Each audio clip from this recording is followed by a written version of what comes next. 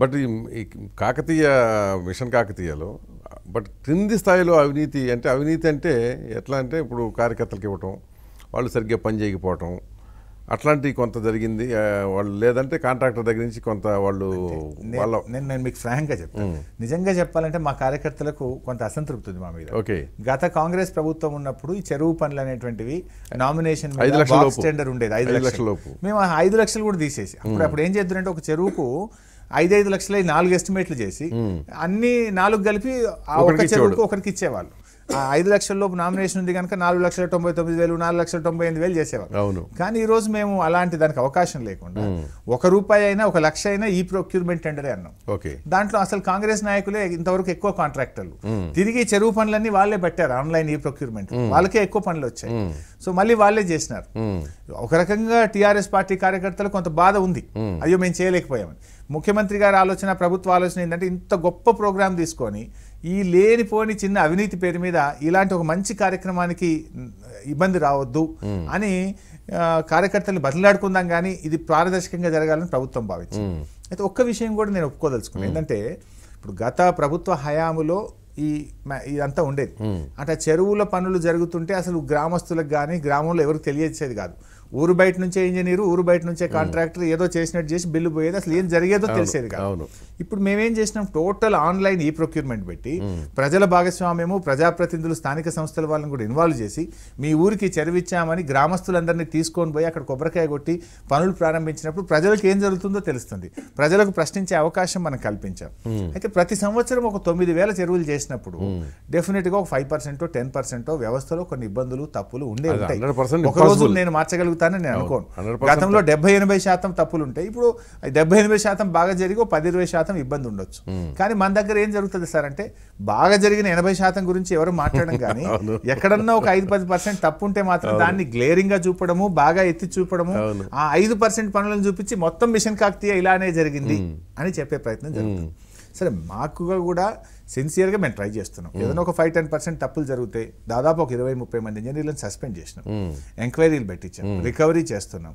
So జనరల్గా ఏమైతే sir అంటే, మేము కొంతమంది ఇంజనీర్లను సస్పెండ్ చేసినప్పుడు ప్రముఖంగా వార్తా పత్రికల్లో, టీవీల్లో వస్తుంది.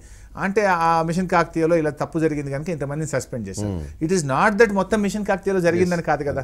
9,000 చెరువులు చేస్తే 100 చెరువుల్లోనో 200 చెరువుల్లో జరిగింది. బట్ అక్కడ కూడా ఎందుకు యాక్షన్ తీసుకున్నామంటే భవిష్యత్తులో పునరావృతం కావద్దని. సో వ్యవస్థలో ఉండే కొన్ని ఇబ్బందులు, కొన్ని లోటుపాట్లు అండ్ ఇంత పెద్ద ఎత్తున ప్రోగ్రామ్ చేసినప్పుడు డెఫినెట్గా కొన్ని ఉంటాయి.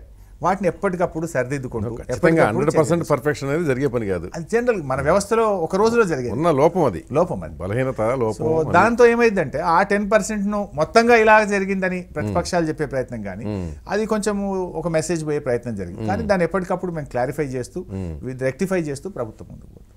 ఇప్పుడు ఇట్లా తిట్లు పడుతున్నప్పుడు ఎప్పుడన్నా మీ వైఫ్తో షేర్ చేసుకున్నారా? చాలా సందర్భాలు. అంటే అలాంటి జరిగినప్పుడు కొంత ఒక బాధతో ఉంటాము, కొంచెం ఆ ఫ్రస్ట్రేషన్ లేదా అంటే ఆ రాత్రి మూడ్ ఆఫ్ ఉంటాం ఉన్నప్పుడు ఏమైంది అని డెఫినెట్ గా అడుగుతారు.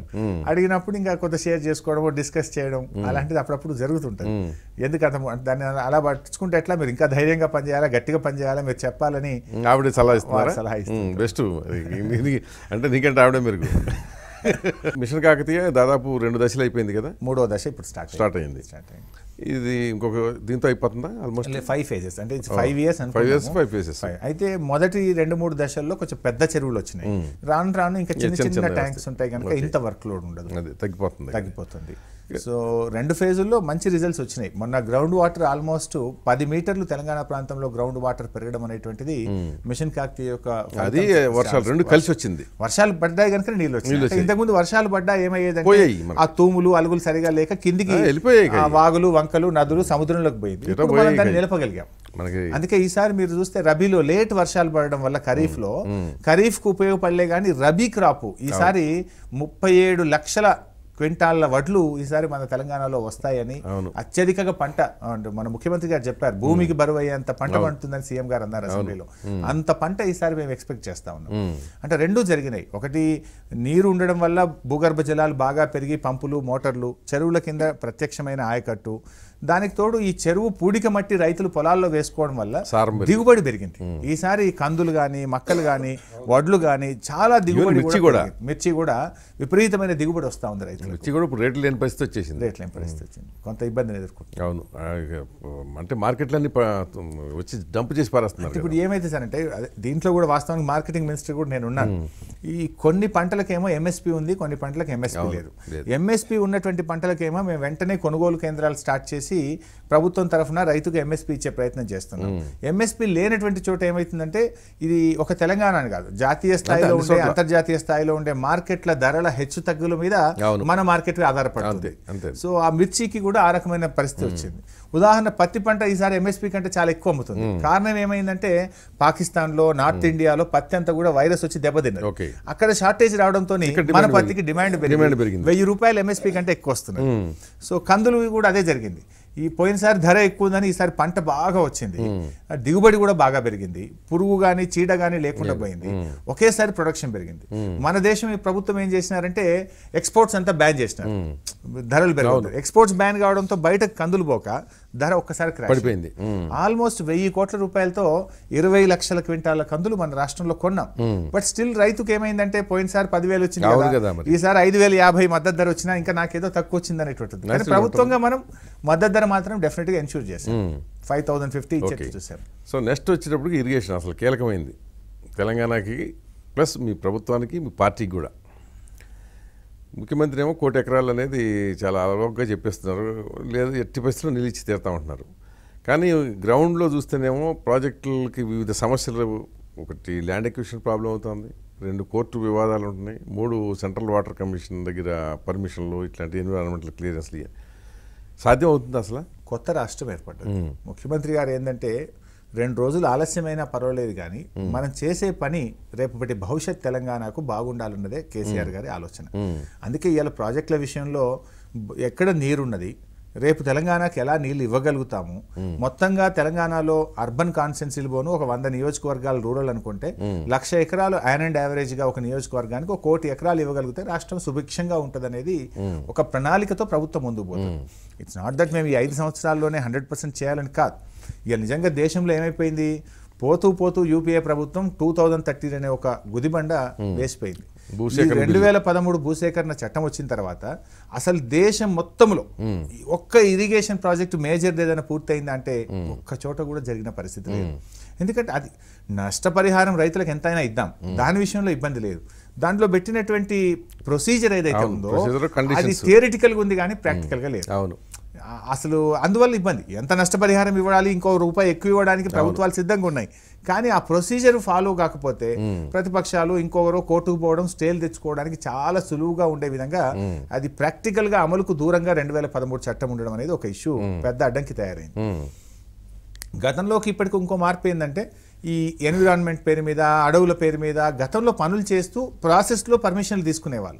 ఇప్పుడు కొంత ఏమైపోయిందంటే దురదృష్టవశాత్తు కొన్ని విపక్షాలు కానీ కొంతమంది స్టేట్ ఇంట్రెస్ట్ కంటే పొలిటికల్ ఇంట్రెస్ట్ ఎక్కువైపోయి ఆ చట్టాలను రాష్ట్ర అభివృద్ధి కోసం కాకుండా దాన్ని అడ్డుకునే విధంగా ఆ చట్టాలను కొంతమంది వినియోగించుకోవడం కొంత ఇబ్బంది అవుతుంది. బట్ ఏది ఏమైనా ముఖ్యమంత్రి గారు చాలా పట్టుదలతో ఉన్నారు. డెఫినెట్గా మేము మెరుగైనటువంటి ఫలితాలు అయితే ఇస్తాం. చెరువుల కింద ఇచ్చాం ఆల్రెడీ. మీరు గత 10 సంవత్సరాల కాంగ్రెస్ ప్రభుత్వ హయాంలో 1,80,000 ఎకరాలకు కొత్త ఆయకట్టు వచ్చింది.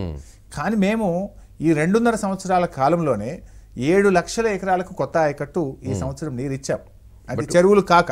అదే వాళ్ళు అనేది ఏంటంటే మేము టేకప్ చేసినాయి కదా, వాళ్ళు పూర్తి చేసి వాళ్ళు టేకప్ చేస్తే అన్ని అసంపూర్తే. ఇప్పుడు వాళ్ళు ఒక గోబల్స్ ప్రచారం చేస్తే నేను మొన్న లెక్కలతో సహా అసెంబ్లీలో చెప్పాను, మేమేదో 90% పూర్తి చేశామని కల్వకుర్తి ప్రాజెక్ట్ గురించి చెప్పారు ఉదాహరణ. కానీ జరిగింది 55%. ఇప్పుడు ఒక ఉదాహరణ ఏంటంటే జూరాల ప్రాజెక్టు శాంక్షన్ చేసినాడు, 70 కోట్లతో శాంక్షన్ చేశారు. మరి ఒక ప్రభుత్వం 68 కోట్లు ఖర్చు పెట్టినాం, మేము 98% చేసినామంటే నడుస్తుందా? ఆ 70 కోట్లతో స్టార్ట్ చేసిన జూరాల పూర్తయ్యేసరికి 1,800 కోట్లు అయింది. మరి ఇక మేము 68 కోట్లు ఖర్చు పెట్టినాం కనుక 90% చేసినామంటే చెల్తుందా? సో ఆ కల్వకుర్తిలో కూడా వాళ్ళు భూసేకరణ అప్పుడు 30,000 ఎకరం పెట్టినారు. ఈ రోజు మేము 6 లక్షలు 5 లక్షలు ఇస్తున్నాం.